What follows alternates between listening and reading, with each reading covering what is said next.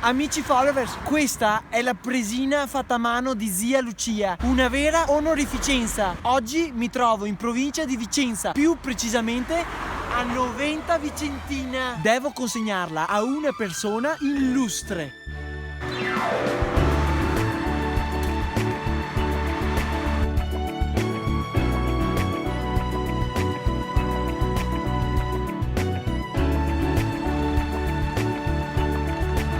Dovremmo essere arrivati. Sto cercando la signora Irma.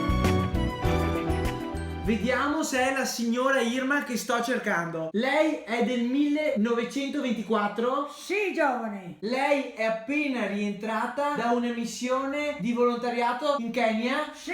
E allora c'è presina per te. Oh, che bellezza. Grazie. Complimenti. Complimenti.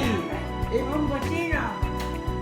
ho anche un piccolo videomessaggio per lei. Aspetti, un attimo solo, Irma. Sì, aspettami. Aspetta tanto, aspetta ancora. Ecco. Ciao Irma, sono la zia Lucia. Le mie gambe non mi reggono più, tu sei più fortunata e coraggiosa di me. Brava, complimenti. Grazie, eccola qua che mi ha regalato. Irma, cosa vuole dire ai giovani che non hanno coraggio di lanciarsi in nuove esperienze? Ma no, bisogna sempre tentare di andare avanti. Non aver paura di niente. Prossimo viaggio? Ma si vedrà. E voglio incontrare la sua maestà, la regina Elisabetta d'Inghilterra. E allora facciamo un appello alla regina Elisabetta.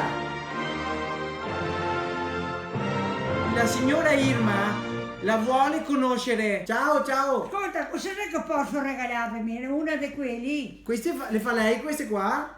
Sì, fa queste qua. Vediamo quella. Più bella questa qua. Faccia bene. Jambo bwana, habari gani?